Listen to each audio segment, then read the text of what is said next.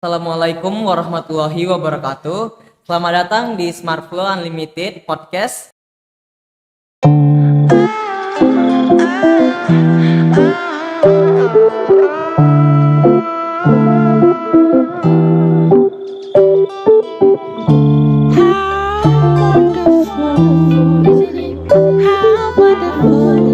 Bersama saya sebagai host hari ini, Andra Syahputra.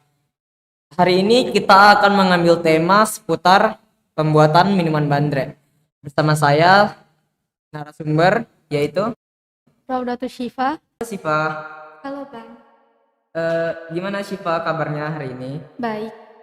Syifa dulu sebelum masuk ke SMP IT Insan Cendekia Indonesia bersekolah di mana? Di SD Tunas Harapan. Saat masih di SD Tunas Harapan, Syifa punya banyak teman. Punya Kalau di SMP? lumayan banyak, tapi nggak terlalu juga. Nah, Syifa kan mengambil tema minuman bandrek nih di proyek kurikulumnya. Kenapa sih memilih buat ngambil tema minuman bandrek? Karena pembuatannya yang mudah dan tidak memakan banyak biaya. Oke, kita ke pertanyaan umum. Kalau menurut Syifa sendiri, minuman bandrek itu apa sih? Minuman bandrek adalah minuman tradisional Indonesia yang terbuat dari rempah-rempah, jahe, gula merah, kelapa parut. Minuman bandrek ini kan merupakan minuman tradisional. Minuman bandrek ini berasal dari khas mana? Minuman bandrek berasal dari Sunda, Jawa Barat, dan telah menjadi bagian penting dari budaya kuliner Indonesia. Kalau bahan-bahan utama yang digunakan dalam pembuatan bandrek? Bahan utama dalam pembuatan bandrek adalah jahe, gula merah, kelapa parut, daun pandan, cengkeh, dan air. Gimana cara membuat bumbu rempah untuk pembuatan bandrek atau Syifa membelinya dari pasar? Beli dari pasar, Bang. Kalau sendiri itu mengandung alkohol apa enggak? Karena kan dia menghangatkan tubuh. Bandrek itu minuman yang non-alkohol. Cara memasak tradisionalnya? Kita memasak bandrek tradisional melibatkan merebus semua bahan utama bersama-sama hingga rempah-rempahnya mengeluarkan aroma. Kan tubuh. Bandrek ini memberikan manfaat atau khasiat apa saja ke kita? Manfaat kesehatan dari bandrek dapat meredakan batuk, flu, menyehatkan tubuh sehingga meningkatkan daya tahan tubuh karena kandungan jahe ini. Bandrek itu umumnya disajiin dalam kondisi hangat atau dingin? Bandrek pada umumnya disajikan dengan keadaan hangat. Rasanya sendiri itu bisa kita atur sesuai kita atau memang dari sananya udah seperti itu? Bandrek dapat dimodifikasi dengan berbagai rasa tambahan seperti kayu manis, coklat, kopi untuk varian rasanya. Pak dong sebutin satu dari daerah tersebut yang memberikan rasa berbeda terhadap bandrek. Ada variasi bandrek yang berasal dari daerah-daerah tertentu di Indonesia seperti bandrek khas Garut yang memiliki ciri khas tersendiri. Cara menyajikan bandrek itu sendiri bagaimana? Bandrek biasanya disajikan dalam cangkir atau gelas hangat dan sering dihidangkan bersama makanan ringan tradisional. Kalau dari Syifa punya nggak rekomendasi untuk memilih bahan berkualitas dalam pembuatan bandrek? Pemilihan barang berkualitas sangat penting dalam membuat bandrek. Pastikan jahe segar dan gula merah yang baik. Kalau bandreknya biasanya kan kita tidak habis minum atau bersisa, bagaimana cara menyimpannya?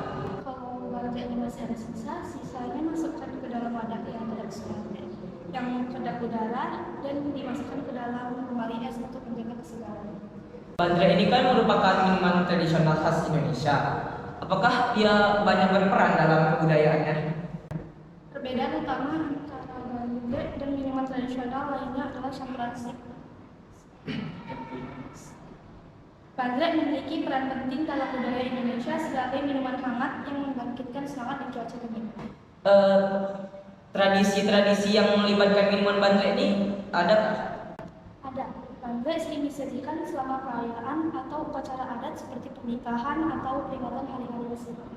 Bandrek kan pada umumnya nih biasanya kan disajikan dalam keadaan hangat. Jadi tentu saja kita meminumnya saat dalam kondisi dingin.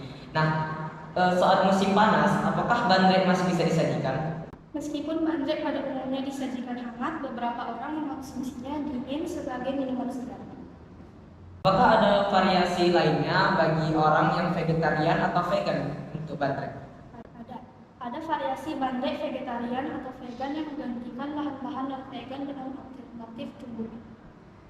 Kalau cara mengatasi kesalahan umum dalam pembuatan baterai, kan biasanya ada banyak kesalahan tuh, kayak misalnya terlalu lama dalam merendamnya atau terlalu sebentar dan sebagainya. Kesalahan umum dalam pembuatan baterai melibatkan penggunaan jahe yang terlalu banyak atau gula merah yang terlalu sedikit.